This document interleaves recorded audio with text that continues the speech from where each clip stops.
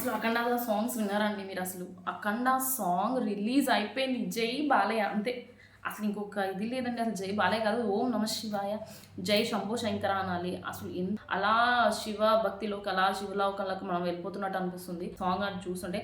And ఈ వెనకాల background నుంచి వచ్చే మ్యూజిక్ డమ్మక డమ్మక డమ్మక డమ్మక అంటూ ఎక్సలెంట్ అనమాట. కళ్యాణ్ చక్రవర్తి గారి లిరిక్స్ అండి. అసలు ఆ లిరిక్స్ జోలికి మనం వెళ్తే అసలు ఒక్కొక్క వర్డ్, ఒక్కొక్క పదము శివుడి గురించి అంత అద్భుతంగా రాశారంటే చాలా అద్భుతంగా రాశారనమాట.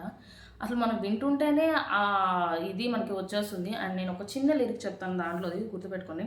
హే రామ రామ తారక, హే రామ నామ పాలక, నరసింహ ధర్మరక్షక అని చెప్పేసి వస్తుందండి. అసలు ఆయన చూసారా, ఇటు రాముణ్ణి అట్లనే ఇటు సైడు శివుణ్ణి, ఈ రెండింటిని కలిపి మనకు అక్కడ చూపించేసరికి అసలు అది ఎంత చాలా మైండ్ బ్లోయింగ్.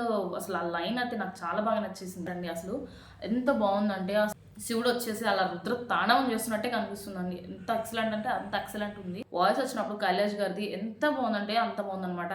అఖండ తాండవం, ఇది అంతే అండి, అఖండ తాండవమే అనమాట అది.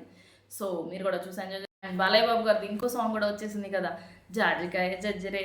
ఈ వయసులో అసలు బాలయ్య బాబు గారు ఆ రకంగా డాన్స్ చేస్తుండు అలా కనిపిస్తున్నారంటే కనుక అసలు అది ఆయనకే సాధ్యం అనమాట. ఇంకెవరికి దానికి సాటి రారనమాట.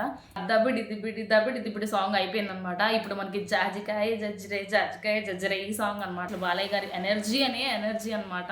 సో ఆ హీరోయిన్ కూడా చాలా బాగా చేశారు. కాస్ట్యూమ్స్ అండ్ బ్యాక్గ్రౌండ్స్ చాలా బాగా సెట్టింగ్ చేశారు, సూపర్ ఉందన్నమాట. అండ్ ఆ థియేటర్లో ఆ సాంగ్ రాగానే విజిల్స్ వచ్చేస్తాయండి, ఖచ్చితంగా చెప్పొచ్చు. ఇది ఇది ఇది కదా కావాల్సింది, ఇట్స్ అని చెప్పేసి మాట్లాడుతున్నారండి. దాని అర్థం ఏంటనేది, ఇది కదా మనకి కావాల్సిన మ్యూజిక్, కమాన్ అని చెప్పేసి అంటున్నారు. సో ఇదే కదా మనకు కావాల్సిన బాలయ్యలోంచి energy. So we are waiting for that movie. So thank you for watching. Bye.